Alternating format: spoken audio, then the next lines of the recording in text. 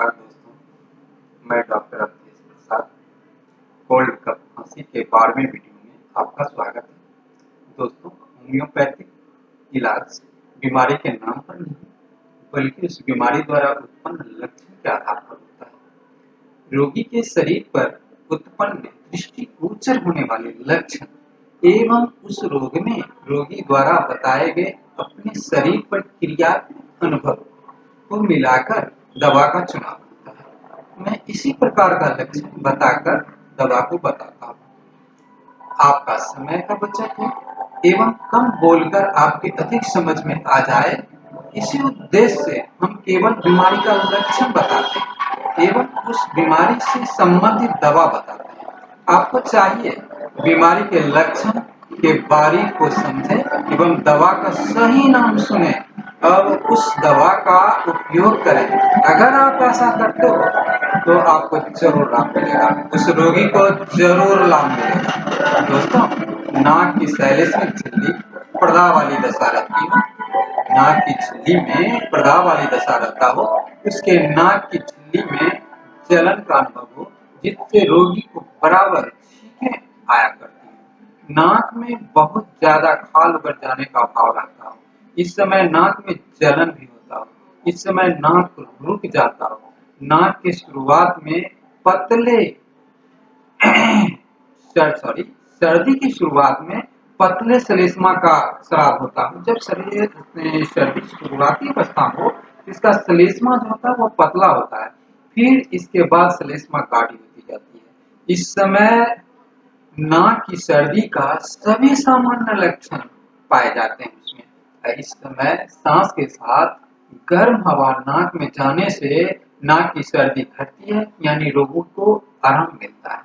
रोगी खुले चूल्हे या अंगीठी के पास बैठती है, गर्म हवा सांस के साथ खींचती है तो आराम होता है। यह खासकर उस समय ज्यादा उपयोगी होता है जब नाक के जलन अधिक समय से आ रहा हो और इस लड़झाने वाली सर्दी में फूल के गंध लेने पर उसे छींकें आने लगती है, सर्दी बढ़ जाता है।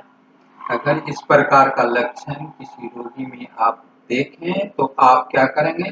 सैवाडीला 200 ले आए, सैवाडीला 200 ले आए, उसे सुबह शाम दें, आपकी ये परेशानी दूर हो जाएगी, उस रोगी को जरूर आराम मिलेगा। दोस्तों, ऐसा रोगी जिसे उदी भर ज्वर रहता हो, पहले से ही उदी भर बुखार रहता हो, उसे सर्दी हो और उसके सर्दी में फूल के गंध एवं अन्य गंध सहन नहीं हो पाता हो, इस गंध में परेशानी बढ़ जाता हो, इस समय उसके नाक में कंठ में जलन भी हो, मानो वो उसके कंठ नाक सूख गए। ऐसी दशा में नाक की ऐसी हालत हो जाए जैसे उसके नाक की सैलिस्मिक झिल्ली, उसकी सैलिस्मिक झिल्ली जैसे फटकर खून निकल जाए, इतना तनाव हो जाता है उसके सैलिस्मिक झिल्ली में। उसके स्वर यंत्र में भी सूखापन रहता है, उसका स्वर भंग रहता है, यानी आवाज प्रोपर वे में नहीं होती है, उसके वक्ष में भी जलन होता है, दम्मा जैसी लक्षण होता है, उसके तलवों में तलहत्थी में सूखापन हो। ऐसी हालत में आप क्या करें? सूखापन भी हो और जलन भी हो, ऐसी हालत में आप क्या करेंगे? सेंगुड़िया कैनाडिंस, आप सेनुगुड़िया कैनाडिंस 200 ले आए और उसे सुबह शाम 2-2 बूंद दें, आपकी परेशानी धीरे धीरे ठीक हो जाएगा। दोस्तों, किसी रोगी को बहुत साफ स्टार्च की तरह श्लेष्मा स्वर यंत्र को खंखारने पर निकलता है, जब कोशिश करता है तब निकलता है, बाध्य होकर बार बार स्वर यंत्र को उसे साफ करना पड़ता है, वह साफ करने का प्रयास करता है और सवेरे के समय में ये सूखी खुशखुशी खांसी होती है, वक्ष में दुर्बलता का भाव होता है और खून मिले श्लेष्मा का ढीला भी निकलता है और किसी प्रकार भी परिश्रम करने पर और वक्ष तथा वायु पथों में श्लेष्मा रहने के कारण श्वास कष्ट हो जाता है। अब वक्ष के दाहिने पार्श्व में सबसे निचली पसली में दर्द होता है और वह दर्द जो है उस रोगी के मूत्र पिंड तक फैल जाता है।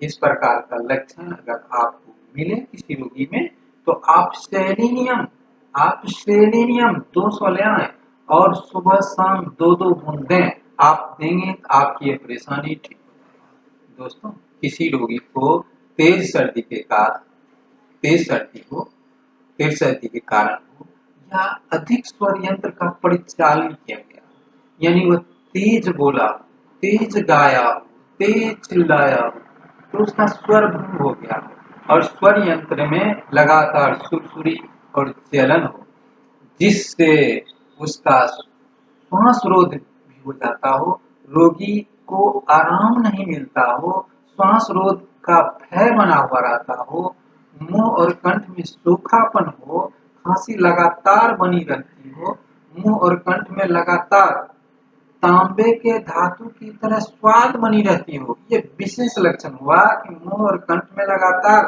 रोगी के तांबे की धातु की तरह स्वाद बनी रहती है। मुंह में सूखापन और तांबे की तरह स्वाद मुंह में उत्पन्न होना, मुंह में तांबे के स्वाद के साथ जीभ के जड़ में गलपूस जीभ की जड़ में गलपूस में स्वर यंत्र में ऐसी चुनचुनी होगी कि अंत में बहुत ज्यादा गाढ़ा गोंद की तरह बलगम निकलेगा और तब खांसी का अंत हो जाएगा। चुनचुनी होगा, फिर बहुत गाढ़ा बलगम निकलेगा, तब खांसी का अंत होगा, रोगी को आराम मिलेगा। खांसी के समय दाहिने आंख में सुई करने की तरह दर्द भी होगा। ऐसा अनुभव होता है मानो वक्ष बहुत संकरा हो गया हो, वक्ष सिकुड़ गया हो और दम्मा के समान एक प्रचंड श्वास रोध भी हो जाता है। वह सीढ़ी चढ़ता है, अगर छत पर जाने के लिए सीढ़ी चढ़ता है तो भी उसे बहुत ज्यादा परेशानी होती है। और यही नहीं, जब वह परी विश्राम के समय होता है तो उसका श्वास होता है लघु श्वास होता है, उथला श्वास होता है, उसका सांस जो है गहराई तक फेफड़े में नहीं जा पाता है और वक्ष में दबाव का वो अनुभव करता है। अगर इस तरह का लक्षण हो तो भी आप सिनेगा 200 ले आए और उसे सिनेगा 200 सुबह शाम दें। अगर ये सिनेगा 200 सुबह शाम देंगे तो उसका ये लक्षण जो है वह धीरे धीरे ठीक हो जाएगा। दोस्तों, ऐसा वृद्ध रोगी जिसके फेफड़ों से बहुत ज्यादा श्लेष्मा का स्राव होता है, वृद्ध पुरुषों का कंठ जो है वो सूखा हुआ हो, रोगी कंठ साफ करने का बहुत प्रयास करता हो, इस वृद्ध रोगी का स्वास्थ्य जो है वह भंग हो जाता हो, इसमें में वह स्वस्थ नहीं रह पाता हो।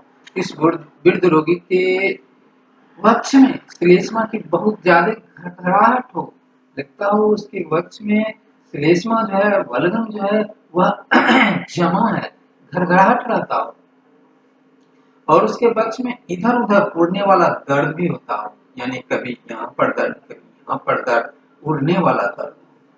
यहाँ पर आप क्या करेंगे, यहाँ पर भी आप सिनेगा 200 ले आए और उसे सुबह शाम 2-2 बूंद दें। अगर देंगे तो उस रोगी को आराम मिलेगा। दोस्तों, किसी रोगी को बहुत दिनों से सहज में न छूटने वाली जिद्दी सर्दी, जो सहज में नहीं छूटता हो, बस लंबी समय से हो, जिससे गाढ़ी हरी पीली श्लेष्मा निकलता हो और छिड़कने पर नाक से पपरियां निकलता हो और नाक में सर्दी में स्वाद एवं गंध न मिलता हो। जब उसके सर्दी हो जाए तो उसका स्वाद और गंध नहीं मिलता हो। गाढ़े लसदार पीले बलगम के साथ वक्त में सर्दी हो, उसे प्रचंड खांसी, उकाई, बहुत देर तक उकाई होता हो, वमन होता हो, पहली नींद के साथ ही कुकुर खांसी के समान खांसी हो, जिससे रोगी अपना वक्त पकड़ लेता हो। तो आप यहाँ पर क्या करेंगे, शिपिया, आप शिपिया 200 ले आए और रोगी को शिपिया 200 दें। सुबह शाम अगर शिपिया 200 देंगे तो निश्चित रूप से उस रोगी को आराम मिलेगा। दोस्तों, किसी वृद्ध रोगी को बार बार अपेक्षित खांसी का दौरा पड़ते हैं, उसके बलगम मिला हुआ होता हो, बलगम में पीप भरा हो, हरा हो, पीला हो और खांसने पर वक्ष में यंत्रणा होता हो। इस समय रोगी वक्ष को हाथ से पकड़ लेता है तो उसे आराम महसूस होता है। अगर इस प्रकार का लक्षण किसी वृद्ध रोगी में आपको देखने को मिले तो आप क्या करेंगे, नेट्रम सल्फ, आप नेट्रम सल्फ 200 ले आए और उसे सुबह शाम 2-2 बूंद नेट्रम सल्फ दें। अगर देंगे ना तो उस वृद्ध रोगी को जरूर मिलेगा। दोस्तों, ये वीडियो अब मैं यही खत्म करता हूँ। मुझे विश्वास है कि आप गहराई से इसे देखेंगे, सुनेंगे और अपने अपने परिवार के लिए, अपने दोस्तों के लिए इससे लाभ लेंगे। अगर ऐसा करेंगे तो निश्चित रूप से आपको लाभ मिलेगा। धन्यवाद।